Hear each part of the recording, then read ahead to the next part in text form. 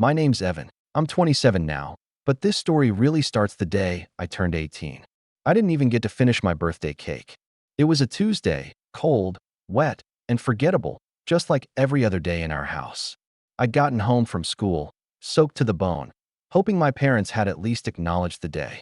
Instead, I opened the door to find my dad standing in the foyer, arms crossed, eyes like flint. No happy birthday. No dinner. Just the duffel bag I used for football, sitting by the door like a dog waiting to be kicked. "You're 18, he said flatly. "Old enough to figure it out. Pack your things."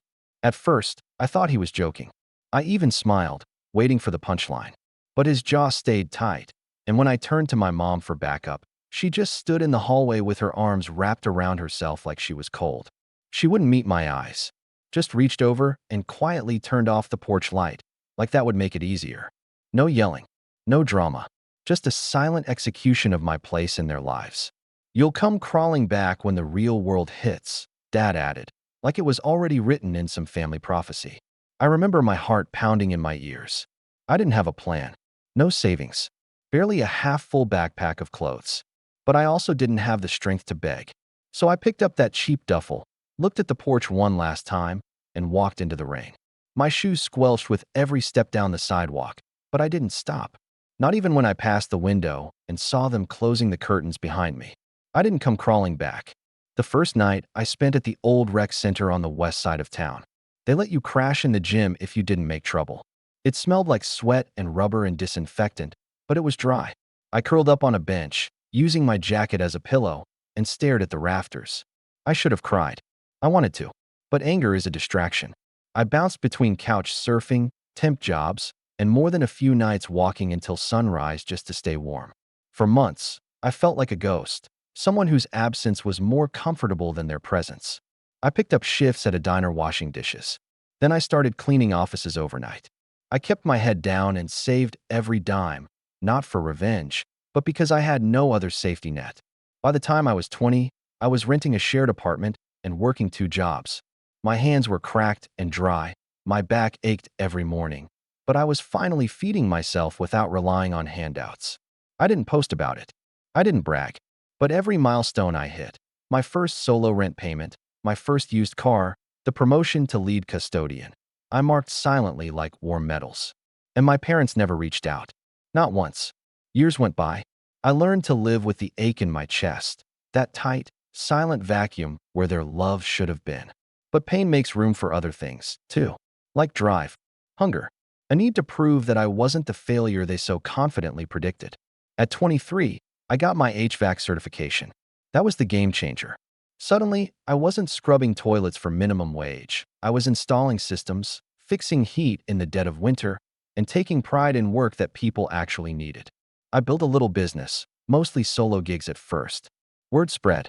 I treated people fairly, showed up on time, wore clean boots. It sounds small, but reliability is rare, and clients noticed.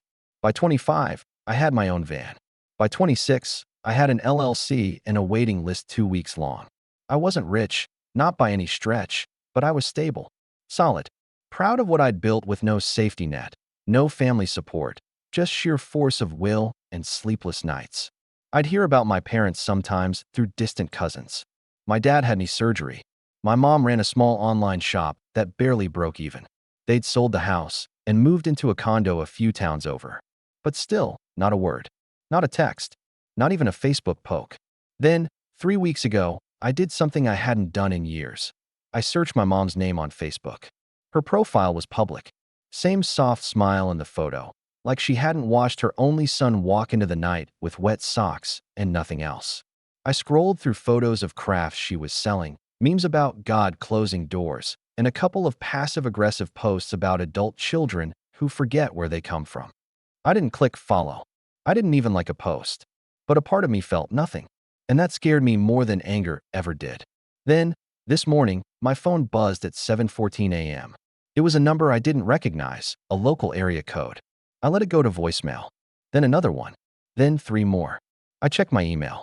9 new messages, all with variations of the same subject. Can we talk? Urgent. Please read. From your mother.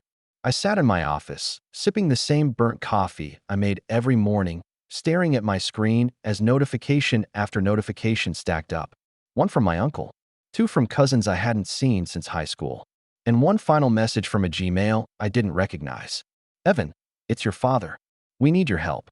I didn't open it. Instead, I clicked on my business calendar, cleared the afternoon appointments, and sat there, just breathing. Not angry, not triumphant, just still. They were reaching out. After 9 years of silence. 9 years of empty birthdays, unreturned messages, and cold porch lights. And now? Now they needed something. I didn't reply, but I did read one of the voicemails. My mom's voice, soft, wavering, laced with urgency. Evan, honey, we made mistakes. Your dad and I, we didn't know. We weren't ready. But things are bad now. We don't have anyone else. Please, just call us back. I didn't. Because in that moment, I realized something they never taught me. Not when they shoved me into the rain, not when they turned their backs. Silence is its own answer. And this time, I wasn't the one waiting in the cold. I didn't sleep that night. Not because I was conflicted. No, the decision was oddly easy. What kept me awake was the quiet satisfaction of knowing they finally knew what it felt like to be desperate and ignored. But curiosity's a sneaky thing. By mid-morning, I cracked open the full email thread. I told myself I just wanted information, not contact. I wasn't going to reply. I just wanted to know how bad it had gotten. And oh boy, it was worse than I'd imagined. The email from my father wasn't long. That wasn't like him. He was a man of control, of drawn-out monologues about respect and expectations. But this was clipped, cold, and laced with a desperation he probably gagged on just typing. Evan, I know we haven't spoken. There's no excuse for how we handled things. But we're in a bad place. I lost my job last year. Medical bills are piling up. Your mom's struggling to keep her shop going. We're being evicted in 30 days. We know you're doing well. Your cousin showed us your business site. We're not asking for a handout, just a loan, or maybe even a place to stay until we figure things out. Please think about it. Dad, I reread the line, "We're not asking for a handout," about 5 times. It made my lip twitch. That's exactly what they were asking for, only wrapped in the same controlling, performative dignity they always clung to. And that bit about "your cousin showed us your business site"?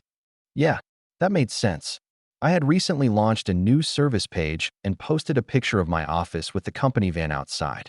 That same cousin, Lisa, had commented on it. "So proud of how far you've come." I guess pride is contagious when someone might pay your rent. What struck me the most, though, was how little they said about me. Not once did they ask how I was doing. If I was happy, healthy, safe. The whole thing read like a letter to a bank, not a son. And somehow, that cut deeper than if they just begged outright. I didn't respond. Not that day, not the next. But the voicemails kept coming. Some sad, some guilt-ridden, a few angry, like they were shifting into old habits, as if silence was just another form of defiance they had to beat out of me. By the end of the week, my inbox had grown a whole subplot. Messages from distant relatives, people who hadn't texted me since I was 17 and getting my wisdom teeth pulled, now suddenly remembered I existed. One email from my aunt read, "Hi, sweetie. I know there's been distance, but family is family. Your parents are in a hard place, and I think you'd feel terrible if something happened and you didn't help. Maybe you could just let them stay for a little while. You've got a big heart. Don't let pride get in the way." I closed the email and stared at the wall for a long time. Pride? That's what they thought this was. They called it pride because it was easier than admitting they'd gambled and lost. They'd bet that I'd fail, that I'd come home with my head hung low, begging for scraps. And now that the roles had flipped, they expected me to forget everything. The night in the rain, the years of silence, the birthdays that came and went without so much as a text. I wasn't being proud. I was being free. Still, a part of me needed closure. I didn't want to talk to them, but I wanted to see them. Not for revenge. Not yet. I just needed to understand how far they'd fallen. What rock bottom looked like for two people who once thought they were too good for their own kid. So I drove. Not to their condo. They'd lost that months ago, apparently, but to the old church where they were supposedly going to a support group on Tuesday nights. One of the emails mentioned it in passing. It was only a 30-minute drive. I parked across the street, stayed in my van, and waited. At 6:47 p.m., they came out. My father was hunched, thinner than I remembered. The man who used to tower over me with belt-tight fists now walked with a slight limp, and clutched a worn coat like a lifeline. My mother looked older, her hair mostly gray, face drawn and tired. They didn't speak as they walked, just kept their heads down, silent in a way that was no longer powerful, just defeated. I didn't feel joy. Not really. What I felt was distance, like I was watching two actors who used to star in a show I no longer cared about. Their downfall wasn't satisfying. It was just inevitable. But I also realized something in that moment. They hadn't changed. Not really. Because if they had, they'd be apologizing without expecting anything in return. They'd be owning what they did, not attaching it to "please help us now." I drove off without them seeing me. The next morning, a final message came through. "Evan, I guess we were wrong to expect anything from you. But I hope one day you understand what it's like to watch your parents suffer while you do nothing.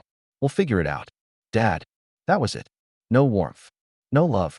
Just one last jab, as if guilt might still be their ticket out of consequence. And this time, I didn't just ignore it. I hit archive. No reply. No call. No explanation. Because they were right about one thing all those years ago. The real world did hit me. And I hit back harder. A week passed. The emails stopped. The calls, too. I guess they finally got the message. Or maybe they just ran out of people to beg. But silence from them didn't mean silence in general. Lisa, my cousin, the same one who used to braid friendship bracelets with me when we were kids and then ghosted me for a decade, she started poking around again. First with a casual message on Facebook. "Hey, how's life? Been thinking about you lately." Then a day later, she sent a longer one. "Okay, so I know this is random, but there's this housing situation with your parents. They're trying to get into a unit over at Bay Ridge Meadows. I think they're waiting on an approval. Anyway, just thought I'd give you a heads up in case. I don't know, you wanted to help behind the scenes or something. Ignore me if this is too much. Just felt weird not saying anything." Bay Ridge Meadows. The name lit up something in the back of my brain. Because I knew Bay Ridge.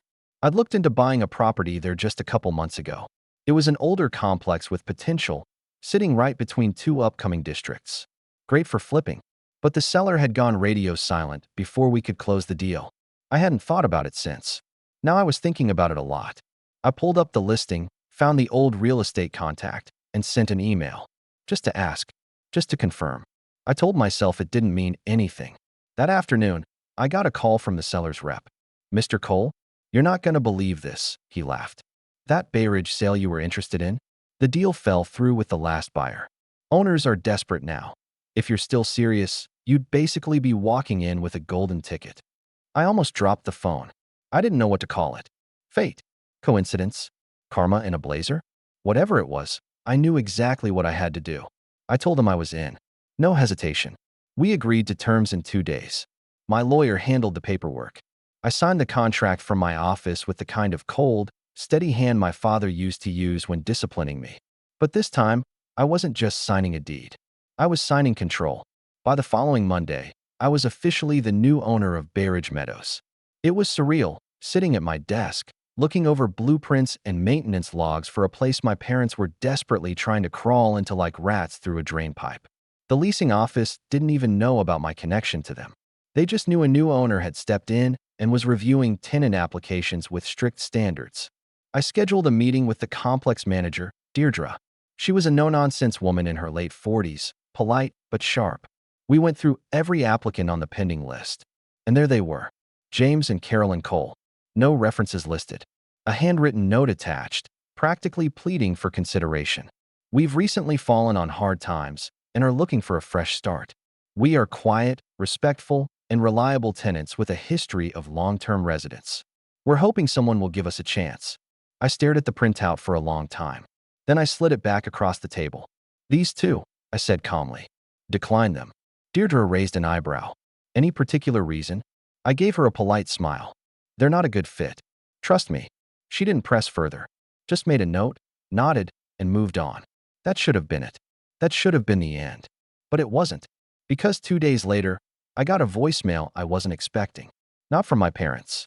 From the Bay Ridge leasing office's public phone line. And it wasn't directed to me. It was a message accidentally left while someone forgot to hang up. A 3-minute recording of my parents in the front lobby, arguing with the staff. I hit play and listened. My father's voice was louder than I remembered, but it had that same bitter edge. "Are you kidding me? We were told this unit was open. And my mother, her voice strained but tight. You don't understand. Our son was supposed to help us. We raised him. He wouldn't let us live like this. Then, a beat of silence. And my dad muttered something that made my hand curl into a fist. He owes us. I hit pause, stared at the phone. Owes us? Owes them what? I hadn't just moved on. I had rebuilt my life from rubble they poured themselves. And now they were marching around reception desks, peddling entitlement like currency? No, that wasn't going to fly. That night, I called a signage company. And then I had a new plaque installed on the front of the leasing office, right next to the manager's window. Nothing flashy, just brushed steel with black embossed lettering. Property of Cole HVAC and Real Estate Services, LLC. Owner, Evan Cole. I didn't do it to gloat. Okay, maybe a little. But mostly, I wanted it to be unmistakable. The next time they walked in, they'd see my name carved into the place they once hoped to crawl into quietly. And they'd know exactly who shut that door. And I wasn't done yet. Because later that week, Deirdre emailed me a follow-up. Apparently, James and Carolyn Cole had returned, confused and insistent, asking to speak directly to the owner. They were told he wasn't available. But Deirdre asked me, would you like to set up a meeting with them? I stared at that email for a long time. I didn't reply right away, because I wasn't sure if I wanted to see them again. Not yet, but maybe soon. And when I did, I wouldn't be walking into their house, begging for warmth. They'd be walking into mine. I waited, not out of fear, not out of guilt. I waited because I wanted them to sit with it, to feel the echo of every empty birthday, every voicemail I never got, every moment they told themselves I was the problem and not the product of them. For 2 weeks, I let the silence stretch, long enough for them to try again and again. Deirdre forwarded every voicemail they left for the owner. Each one was a little different in tone. The first few were polite, hopeful. Then came confusion, then anger, and finally, desperation. My father's voice cracked in the fifth one. If this is about Evan, just tell him we're sorry. Okay, tell him we know we messed up. But we're out of options. This was our last shot. Just please. The man who once told me I'd come crawling back, now reduced to begging in a voicemail to a woman he didn't know, for a place to sleep. And still I waited, until the last message came. From my mother. Evan, I know it's you. I saw the name on the plaque. We saw it when we walked in. I couldn't say anything in front of your father, but I recognized it right away. I don't expect forgiveness. I just wanted to know if you're okay. That's all. If you ever want to talk, please. That one got to me, but not in the way she wanted. Because what she didn't say spoke louder than anything she did. Not once did she ask how I made it. Not once did she apologize for turning off the porch light that night and letting the rain swallow me whole. Not once did she admit that they had cut me loose out of convenience, not necessity. Still, it was something, and I'd spent years starving for something. So I replied, not with a voicemail, not with a visit, but with a formal notice, printed, signed, and mailed to their current shelter. A neutral tone, clean format. Notice of application rejection. To James and Carolyn Cole. Your application for residence at Bay Ridge Meadows has been reviewed and denied. Due to concerns regarding financial history, rental reliability, and overall tenant compatibility, we regret to inform you that your request for tenancy cannot be approved. We wish you the best in your housing search and future endeavors. Regards, Evan Cole, property owner, Bay Ridge Meadows. I don't know how long it took for the letter to reach them, but I know exactly when it hit. Because 2 days later, I pulled into the Bay Ridge lot to check on a repair in Unit 17 and saw them standing outside the leasing office. They looked small. My father had his arms folded, pacing with that old familiar tension, like he was searching for someone to blame. My mother sat on a bench just outside the door, staring at the ground. I almost turned around, but I didn't. I parked, stepped out of my van, and walked toward them. My boots crunched on the gravel as I approached, and my father looked up first. He blinked once, twice, then narrowed his eyes like he couldn't believe what he was seeing. Evan, I didn't speak. I just stopped a few feet away, close enough that they couldn't ignore me, far enough that I didn't have to offer warmth. My mother stood slowly, mouth open but unsure of what to say. I watched her eyes scan my face, taking in the man she didn't raise, the man who had built himself from a duffel bag and silence. Evan, she whispered, you're the owner? I nodded once. My father stepped forward, disbelief written all over him. You own this place? Yes. A beat of silence. Then he laughed, short, bitter. You've got to be kidding me. I'm not, I said calmly. My mom reached for my arm, tentative. We didn't know. If we had, you wouldn't have changed anything, I said, stepping back. You didn't know because you didn't care to look. You wanted to pretend I disappeared. She winced. That's not fair. You left me on the lawn with a wet backpack and no plan. I cut in. You turned off the porch light like I was some stray you were done feeding. My father's mouth tightened. We were trying to teach you responsibility. You were getting arrogant. Disrespectful. No, I said, voice low. I was tired of being treated like I didn't matter. I got tired of you reminding me that love came with strings. That your approval was transactional. He stepped forward again, shoulders squared. The same stance he used when he used to yell me into corners. I didn't flinch. You really going to hold a grudge this long? He spat. Were your parents? No, I said, my voice steady. You're two people who had a chance to raise a son and chose control instead. And now that the control is gone, you want mercy. My mom's eyes brimmed with tears. Evan, please. We've lost everything. I looked her in the eye, not cruelly, just firmly. So did I. She blinked, confused. What do you mean? I lost my faith in family, I said. I lost birthdays, holidays. I lost any hope that you'd show up when it mattered. You made me believe I was on my own, so I learned how to be. But we're sorry, she started. Too late, I said. Sorry means you try to fix it before you need something. I turned to go, but something in me, something old and unspoken, made me stop. I looked back at them. I won't evict you from anywhere else, I said. I won't harass you. I won't chase you down for an apology I know I'll never get. But you won't get a roof from me. Not after what you did. My father looked ready to argue, but I raised a hand, not to silence him, but to end it. You threw me out into the world, I said quietly, and I built one without you. Then I walked away. I didn't look back. I didn't need to. By the time I got to my van, I felt lighter than I had in years. Not because I got revenge, not because I won, but because I finally stopped carrying the weight of their approval like it was something I still needed. They were just people now, people who made their bed and finally had to lie in it, without me to fluff the pillows. Later that month, Deirdre let me know they'd moved on. Some low-income housing place 2 towns over had accepted them.